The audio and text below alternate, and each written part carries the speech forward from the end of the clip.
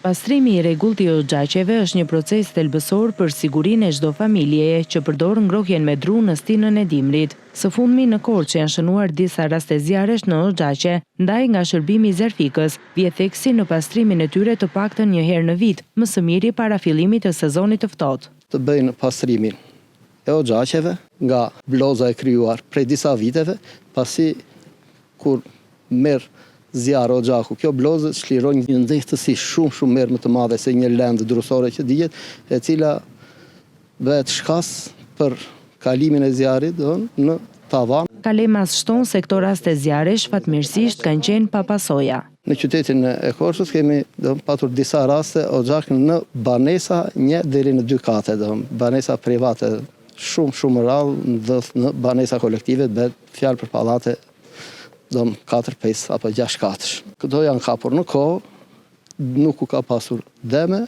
atje është ndërhyrë nga ana jonë për normalizimin e situatës.